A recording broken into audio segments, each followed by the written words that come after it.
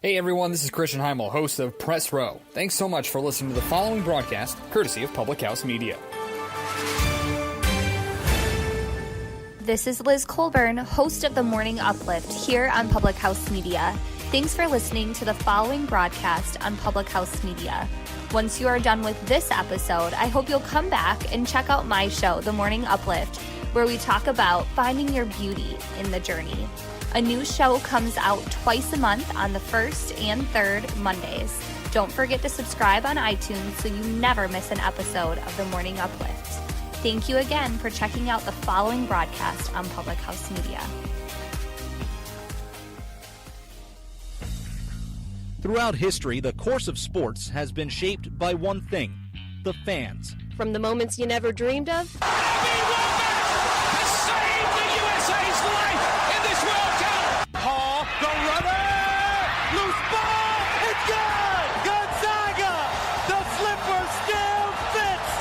to the moments that still give you nightmares. Behind the bag, it gets through Buckner. Here comes Knight, and the Mets win it. He's in. Patriots win the Super Bowl. Brady has his fifth. through the good and the bad, fans have helped change the games we watch and the players we love. They may not be the most logical people. You are a factory of sadness. I'll see you Sunday. But they know their teams better than anybody. They'll blow in the ninth. You may not always see them, but you know where to find them. After all, there's nothing quite like the view from the cheap seats. Broadcasting as part of the Public House Media Network. Grab a chair and enjoy all there is in The cheap seats.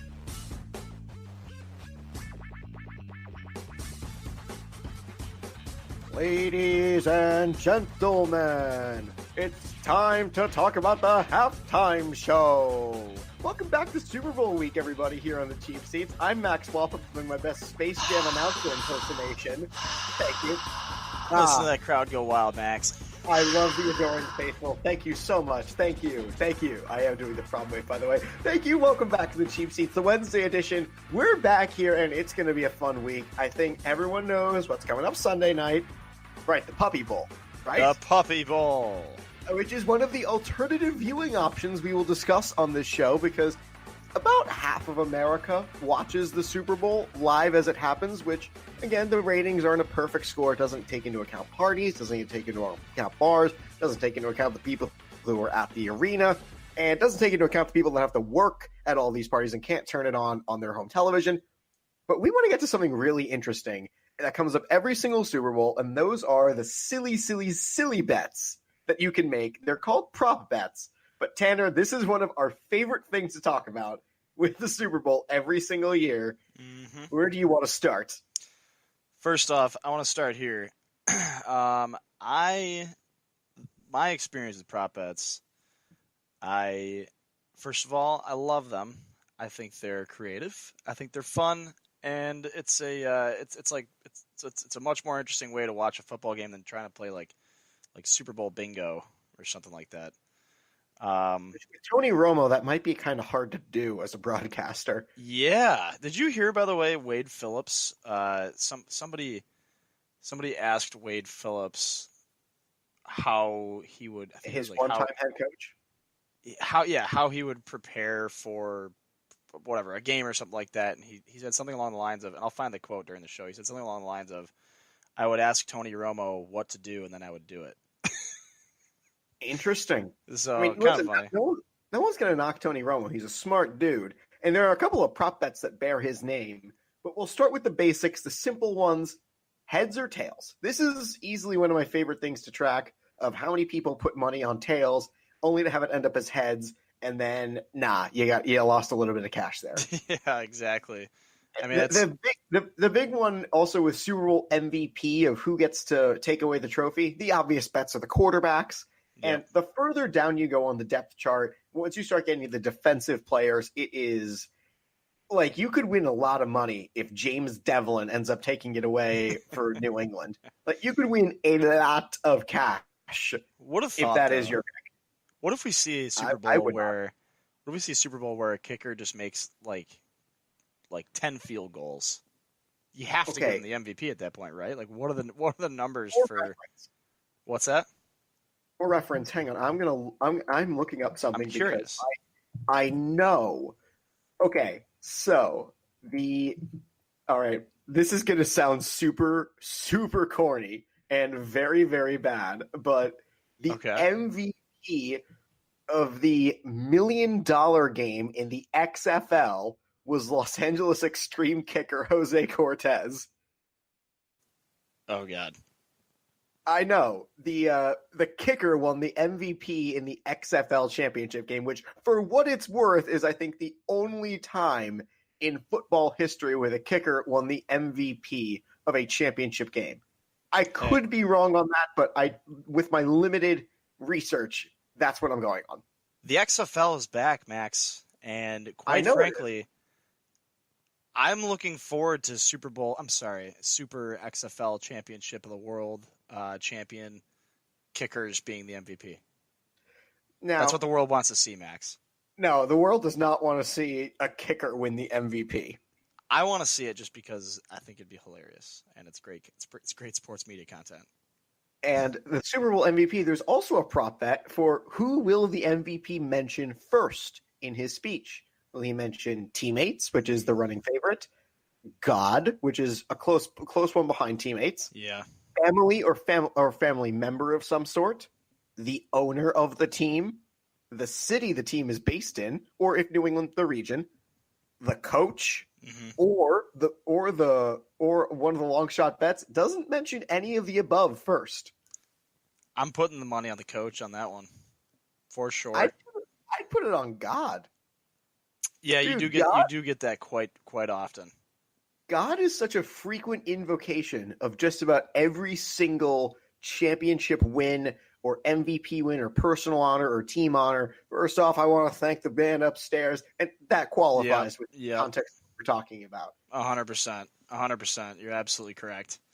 I will say, however, I mean, I've got a couple of my favorites. my experience with prop bets, I never actually bet on them, but I always want to. I always look at them. I'm like, oh yeah, this could be fun. I'll throw $5 here. I'll throw $5 there. And so the one time I was actually confident in my decision and I was going to do it, I was going to bet $10 on Marshawn Lynch to score the first touchdown in the Patriots-Seahawks Super Bowl, and it had to be a rushing touchdown. Max, I would have won $500. Wow. And it happened. I watched it happen, and I'm like, yep, okay, he's just going to bulldoze into the end zone. There it is. Perfect. So, yeah, missed opportunity there. But that's my experience with prop bets, and I have not bet on them ever. But that was the one time I was actually going to do it, and I didn't. One of the things you can do at your party, and I assume a lot of people are going to be trying to have big parties when it comes to this big game. So what you can do is, if you don't want to throw your money away to Odds Shark or any of the big things, you can take their odds and have a pool. You buy in a little bit, and you have a list of things. The person who gets the most right wins the pool. Okay. Which, I mean, there are a couple of easy to make. I like that. There are a couple of easy to make contests that are already actionable. Like the actionnetwork.com has a full 10 question sheet with a tiebreaker that you can fill out, and whoever gets the most right can win a contest. You can print this out and run it at your home. You can run it at your office. And they have a tiebreaker, which is how many combined rushing yards will the Rams and Patriots have? See, I'm more into the prop bets. Like, what color is the Gatorade going to be? That one's always one of my favorites, just because people get really worked up over it, and it's usually either blue, red, or yellow. I mean, I don't know. How many real flavors of Gatorade are there that you can have a color and say, I want that one to be the one dumped on my head coach? More often than not, it's the color of the team. And since both teams are blue, the safe bet is blue this year. Yeah. Do you have numbers on that? I do. Yes, actually. Here we go. Gatorade props. Look at that. I actually had it up. Yeah, you did. Congratulations. Thanks to Max actually doing the homework on this episode. Look at this. Okay. On Odds Shark, the Gatorade color. They actually have the history of it too. You were right. The wait a minute. So the number one is blue. That's the number one, and then second favorite would be yellow, and then orange, clear, and purple. Unless I'm reading this wrong, which is possible because I don't see red on here. You got it right. But where's red? Correct. Oh, well, red is on here. Yeah, it's plus 600. Are you not looking at the same thing I am? I like. I am now. They have the history of the colors, and interestingly enough, there are 2 Patriots Super Bowl victories where they did not have a Gatorade shower. Super Bowl 38 disgraceful, and Super Bowl 51, the overtime win. Gatorgate. No, that is not how this works, Tanner. My favorite betting line is the national anthem and how long it will take. Okay. And this year the line is 1 minute and 47 seconds. Now, I genuinely have a question of when does that time begin? Does it begin at O on O Say Can You See? Or does it begin when the music starts? Because those are 2 very different times, and sometimes that 5 or 10 seconds might be the difference between winning some money and not winning some money. So where do they measure it? How do they measure it then? Where does it I measure don't from? know. I think it has to be. I think it has to be So as a former PA announcer, I would consider, because I had to keep time, for everything leading up until first pitch. As a former PA announcer, I would have to say the time for the national anthem has to start as soon as the music starts playing. Because that's what people are keeping track of. So I would say, think about it. I was in TV. Definitely. Like I know the time is so important. If you say cue national anthem, that cueing the national anthem means start the music, not you know what I mean. So Right. I'd say you have to time it from then. But is it Gladys Knight singing it, or is it the whole national anthem? These are the nitpicky things that I like to tear apart sometimes because I never know how each betting house is going to do it. But if you're holding a house rules thing, you can say out front, these are the rules as I've defined them. And if you have an issue, or if something comes up, you take it up with me. I think I'd rather bet on. I get that and the coin toss and the Gatorade pour are probably the most popular prop bets, but there's always some good ones in there. How many times will Donald Trump tweet on February 3rd? The over-under is 6. Oh, man. 6? That's it? There's a bunch of stuff happening. Like, the State of the Union is, like, the week after. But the WWE's bringing back Super Bowl heat or halftime heat. That's a big deal. We're gonna get to that on the other side of the break. Will a fan run onto the field during the game? Sure. Let's do it. That's the best part about football. I love that. I love that. Now, I know we're going to get to the halftime show momentarily, but what do you think the first song will be performed by Maroon 5? The odds-on favorite is One More Night. And the long shots are Maps, She Will Be Loved, and This Love. I know one of those 3 songs. One of my favorite songs growing up, don't judge me, listeners. One of my favorite songs growing up, and I didn't know many songs, okay? I knew what they sounded like. I didn't know who played them or whatever. One of the first songs I actually knew was This Love. So, yeah. As far as Maroon 5 goes, that's probably one of the only songs I actually know. But, yeah, I wouldn't mind hearing that. Sure, why not? You know what, Max? I did hear something that you might be interested in. Ooh, pray tell. What did you hear? So previously we talked about the potential of having a bubble bowl. You're correct. Because we're both big SpongeBob fans. And yes, I'm listening. In lieu of Mr. Hillenberg, Maroon 5 is rumored to play one of the SpongeBob songs at the halftime show. Good. That might be the only reason I'm watching then. And I hope to God that when they say a SpongeBob song, they're not talking about the SpongeBob theme song. I hope they're talking about Sweet Victory. I hope you're correct on that front. I hope to God it's Sweet Victory. Just give us a little taste. A little taste. It would be cool to see. I'm not banking anything on it. Like, I'm really not thinking that they're going to do it. I think, but how what's do the they over-under? Well, let's make a prop bet. On them doing Sweet Victory? Yeah, let's make a prop Actually, bet. nothing on Sweet Victory. That sound you may have just heard in the background was my computer saying there is nothing when you controlled F for that. They have an over-under the number of songs that they'll sing at 6.5, but they don't have a line for will they sing. No, right. But I'm saying between you and I, what would the number be for Maroon 5 to play Sweet Victory? Now that I've told you that it's rumored that they'll play a quote-unquote SpongeBob-themed song, and we've had these rumors of the Bubble Bowl, I would almost put the odds at maybe, and it's tough because obviously they only have a certain amount of time, but I would put the odds at probably about just as good as the SpongeBob theme song. Probably better, actually, because they're not playing the SpongeBob theme song.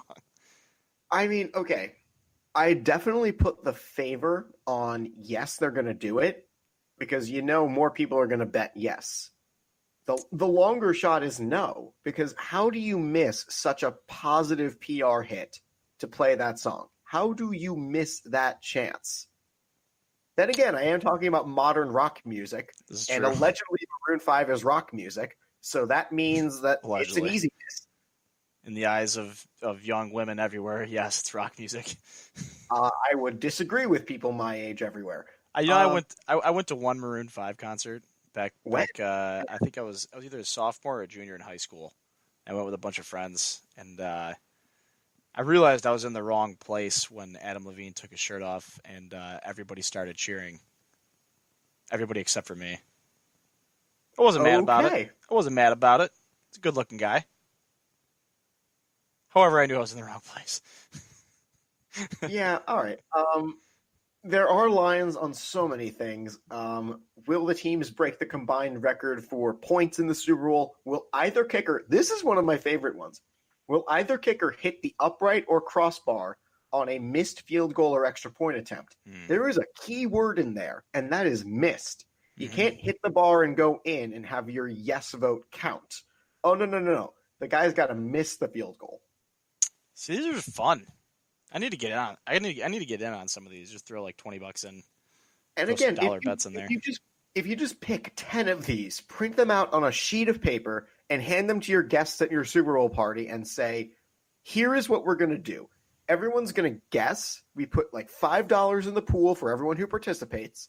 The person who has the most right at the end of the game wins the whole pool." Yep. Or if there's a tie, you go to the tiebreaker, and blah blah blah blah blah. But have these. You don't necessarily need to go to the Vegas sportsbook or your local sportsbook now that sports gambling is legal and put down money on this. You can make this a fun game with your guests at your party. And honestly, I think that's where so much of this could be the fun of it, of going to a Super Bowl party, especially if you don't really care for the Patriots or the Rams.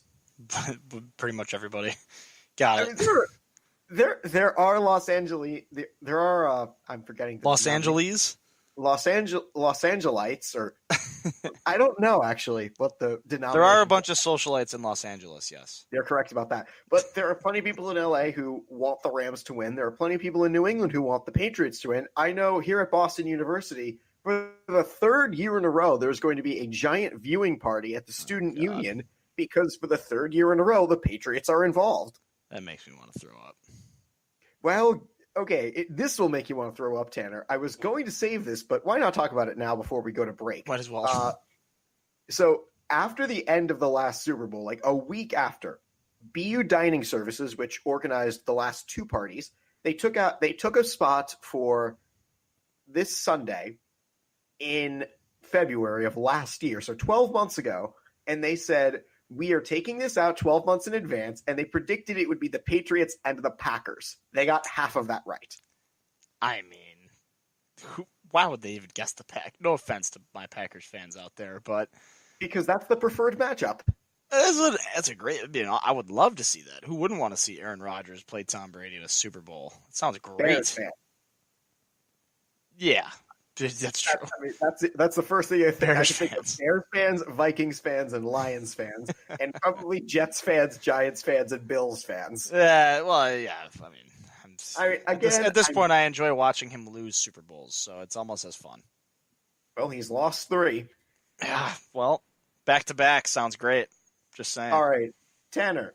On the other side of the break, we're going to be talking about your options for the Super Bowl. This will include things that you can watch instead of watching the halftime show, including an amazing wrestling match that I will go into more detail than many might care to talk about.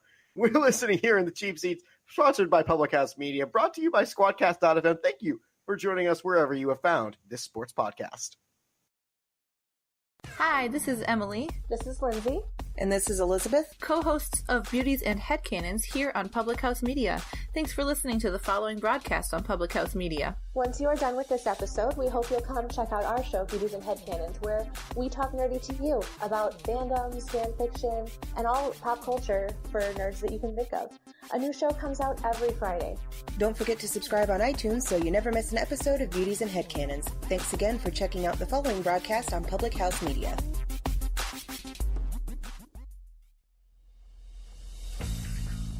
What's up, everybody? I'm Christian Heimel. And I'm John Lauder. We host the Monday edition of The Cheap Seats presented by Squadcast.fm. Join us every week as we recap the biggest headlines from the past weekend in sports.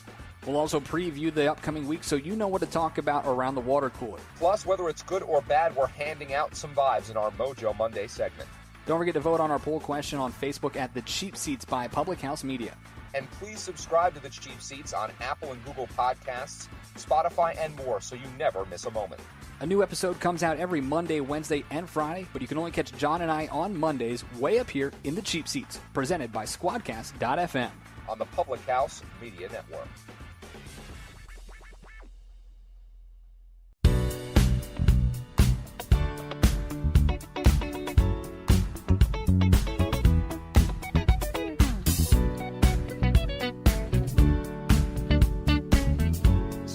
Tanner, we all know the Super Bowl is the big thing to watch on Sunday night this week as we welcome you back to the Cheap Seats on Public House Media.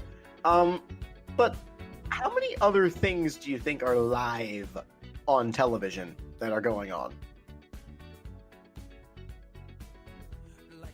I mean, there aren't many, man. There really aren't many. I would have to say a lot. Really? You think a lot of things are live? What do you think? The Travel Channel just stops? Oh, you mean actually live? Yeah, like live programming or new programming. I think just about every channel I'm seeing on TVGuide.com is running some measure of a rerun. They probably, I mean, networks have to. There are a couple. Nobody's going to watch it. Yeah, right? they know they're going up against a juggernaut, and they're not going to get that many viewers unless you're really into Harry Potter and you're watching the Harry Potter marathon on Sci-Fi and the USA Network this weekend. Oh my God. Is that happening on Sunday? Oh, they're running that the whole weekend, actually. Oh, great. Well, that's good. Did you not know that? I did not. I do now. Well, now you know. Now I know. Yes, now you know. What a thought. And I will warn you, however, Harry Potter and the Deathly Hallows Part 2 corresponds with the time of the Super Bowl, so you're going to need to balance that one out. I have some decisions to make here, Max. But you can watch that movie anytime. Yeah, I mean, yeah, that's true. I can also watch the Patriots in a Super Bowl anytime I want. This is also apparently true. You know what? I have to say really quick, though. Yeah. So this would really put a rotten cherry on top of the disgusting garbage Sunday that is the Patriots dynasty for Bills fans. If Tom Brady, so this is their third Super Bowl in a row that they're going to, and they've won one of them so far. Whether or not Tom Brady wins the Super Bowl, if he comes back next year and goes to a fourth straight Super Bowl, I will be so pissed as a Bills fan because all we have is the fact that we went to 4 in a row. So if Tom Brady goes to 4 and back then it was like, oh, this will never happen again. If Tom Brady, I swear to God, if this SOB goes to one more Super Bowl, if he's in it next year, that's it. I'm out. I am 100% out. You're just I not I cannot let him take our last bit of pride that we have as a franchise by saying, I went to 4 in a row too, and I won 2 of them. I don't want that. Because if he goes next year, if he goes next year too, he's winning 1 out of the next 2, including this year, of course. So, we can't let that. AFC, please, for the love of God, will somebody, for the love of God, stop the Patriots next year? Hashtag save the Mafia. So, Tanner, will you instead be wanting to get into a different, semi-combatish sport like wrestling? Yes. Now, I bring this up because in 1999, this was peak WWE at the time. In 1999, the WWE managed to get millions of people to switch from the Broncos-Falcons Super Bowl, which the Broncos ended up winning, to a WWE Championship match involving the champion, Dwayne "The Rock" Johnson, and Mankind, a.k.a. Mick Foley. Vince McMahon was on commentary because why not? Naturally. And they brawled in an empty arena because why not? They went from the concourse to an empty fan area to the kitchen in the back. And to win the match, Mankind used a forklift, a literal forklift, to pin The Rock to the ground and stood on top of him while the referee counted to 3 to win a championship. Peak late 90s WWE right there. I feel like that's reason for disqualification there. I feel like the ref clearly missed something. Might have been the forklift. Yes, but this was an empty arena brawl. There is no disqualification. I love it. Wait, All right, so now I bring that up because this Sunday night on WWE Network, they are going to be streaming a 6-man tag team match featuring 3 of the top young superstars in NXT. It'll be the team of NXT champion Tommaso Ciampa with NXT North American champion Johnny Gargano, who used to be a tag team together, with Adam Cole, Bebe. They'll face off against Aleister Black, Ricochet, and the Velveteen Dream. I love this matchup for a lot of nerdy reasons, but I want to get your reaction first because you look like you've got something to say, Tanner. I'm an early 2000s WWE kind of guy. I didn't watch it religiously growing up as a kid, but in the early 2000s, I did start getting into it pretty heavily. I know a handful of WWE superstars that are out there right now. Is this the best that they can do, Max? I mean, seriously. They got Ronda Rousey out here just, doing whatever it is that she does, taking over the women's side of the WWE. Why can't we get like Ronda Rousey and like pull The Rock back in? Like if they're trying to do some crazy halftime show thing again, they need to do something absolutely ridiculous. Like let's bring the 75-year-old like Undertaker in. We'll bring The Rock in because he's still in beautiful shape and he's more famous than ever.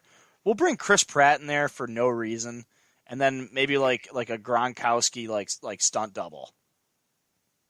Why not? Okay, so I'm going to justify the WWE position here, which is those people will all be traveling to the next show, and this match is featuring 6 of the best young talent they have. No exception.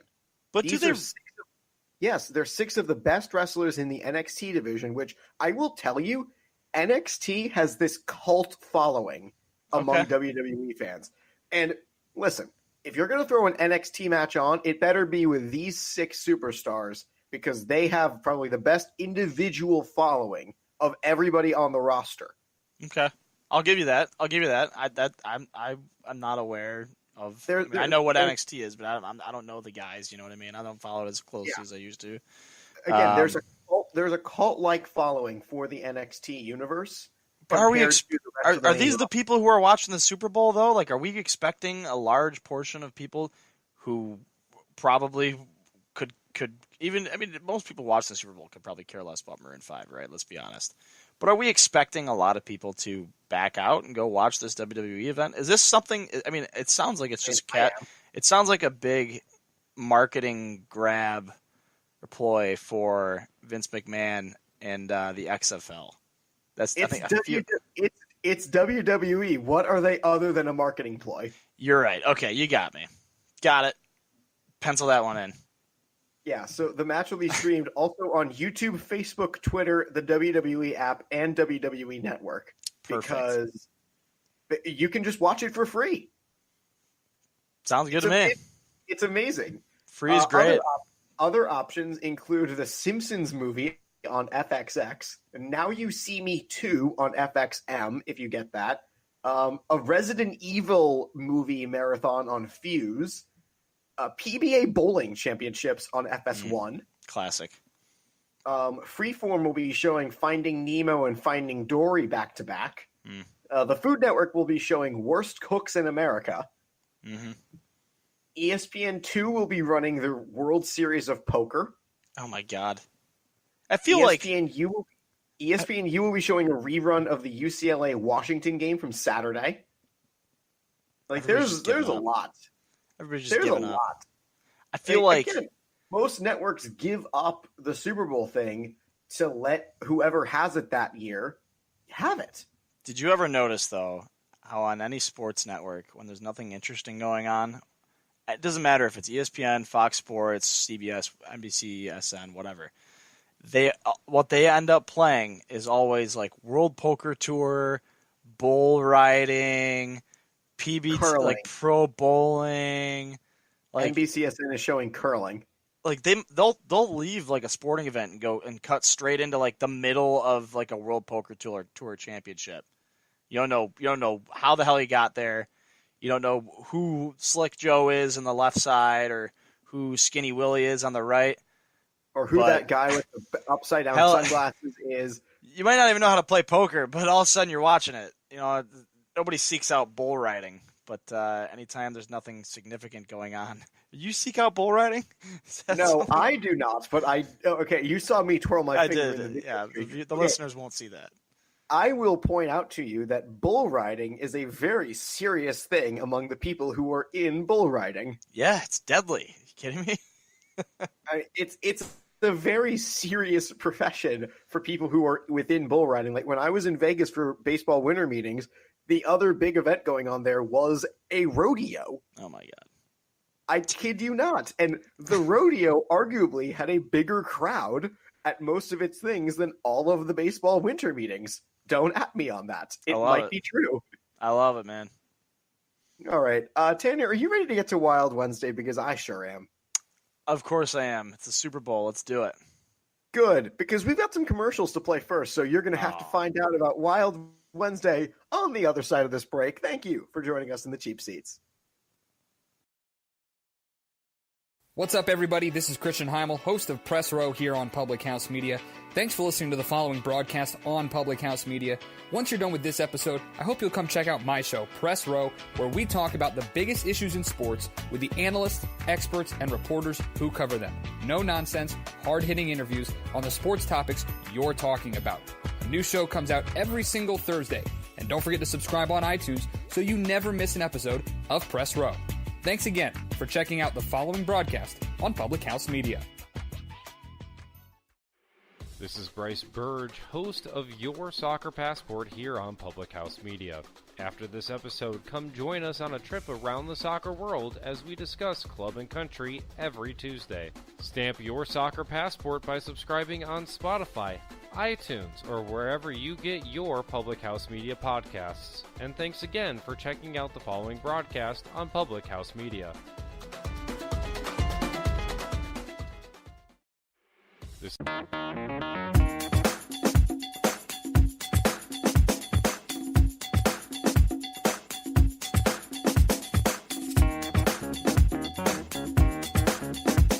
So it's time for probably our favorite segment here on the Wednesday show. It's Wild Wednesday. Welcome back. I am Max Balpup, and today, Tanner, as usual, I'm going to let you start us off. Tanner, what do you have for us on this Wednesday? Well, Max, in lieu of our final Wild Wednesday segment, for those of you who don't know, we're changing the format of the show. I'm excited about it, though. The new format sounds pretty insane, to to be honest. It does. It sounds great, but if we keep coming out with stuff on Wednesday and I'm on the Wednesday show, I will push. We're going to do a segment. We've got to do it because I'm here. We got to do it. That was my contribution to this program. Wild Wednesday was my contribution. No other things. Well, I'm looking forward to it. Whatever we do, I hope we got to keep the Wild Wednesday segment. But regardless, as far as this particular show is concerned, this Wednesday show, our Wild Wednesday, Max, this one I'm not proud of, but I put a lot of thought into it, and it's very, very realistic. For those of you listening, I'm a Bills fan, and kidding. I'm a realist when it comes to sports figures. Tom Brady, whether you like to admit it or not, is the greatest quarterback of all time, potentially the greatest player ever in the history of the NFL. And I have a lot of friends in Boston who would be going crazy just to hear me say that. But it's the truth. Tom Brady thinks he can play till he's 45. I think he can play till he's 50, Max. What? There is absolutely no reason to believe that Tom Brady can't play till he's 50 years old. Can? Possibly. Will? I have no idea. Holy cow, 50? This man, that was a joke when Brett Favre kept coming out of retirement. Brett Favre wasn't... That was so much a joke. It was literally a commercial for something. Brett Favre is a completely different type of player. Tom Brady doesn't get hit. He hasn't shown a single bit of regression. Some people are arguing that he's playing better now than he did when he came into the league. If he stays away from, and believe me, I do not want this to happen. I absolutely do not want this to happen, or I'll be filing a petition for the Bills to move to a different division. It's entirely possible this man eats, sleeps, and breathes kale, and he hasn't touched a single ounce of processed foods or synthetic sugar since he was 12 years old. I just had the visual of somebody breathing out a kale thing, and I'm just laughing over here. Sorry. He literally, I talked about this when I had John on the show, John Lauder, and he looks better than I look right now, and I'm 27 years old. And aside from the physique, if I look half as good as he does at 30, I will be happy. But yes, I think Tom Brady could play till he's 50. And when I actually looked into this, I don't think it's that far out of the question to think that he could do it. Will the Patriots keep him though? Yeah. At that point, I think you kind of have to. No, you don't. If he wins another Super Bowl, you're going to tell me Robert Kraft's going to say, "Tom, we got to let you go." Nobody has to do anything. Here's the thing. Okay, so there's a different. We got to define this then. So obviously, you got to look at it and say, can he play till he's 50? Yes. A lot of people can, right? I have a reluctant yes for that. Will he be dominant till he's 50? That is what I'm saying. I honestly believe that Tom Brady could play till he's 50 and continue this ridiculous, stupid Tom Brady run that he's had for the last 100 years. So yes, I think he can be dominant until he's 50 years old, which is bad for the league. It's bad for me. It's bad for my sanity. And it's great for beer sales in New England, but bad for beer sales everywhere else. And that's all I have to say about that. Okay. Anyway, all right, Tanner. I'm just gonna let that stand. I really don't know what else to say to that. I think it's possible. I'm just saying. It's not a pleasant thought, but it is possible. Okay. Barstool would be going crazy for the crap I'm slinging out right now. You're correct. You're probably right. I can't stand those guys. Anyway, would you like me to go through my Wild Wednesday? Yeah, I hope it's not as depressing as the one I just threw out there. I mean, okay, it's depressing for a certain classification of football fans, but for me, this is actually kind of hilarious. Okay. So, there is a man who manages Newcastle United in the English Premier League. His name is Rafa Benitez. Okay. And on Tuesday, his team, Newcastle United, pulled off a stunning upset by beating the reigning champions, Manchester City.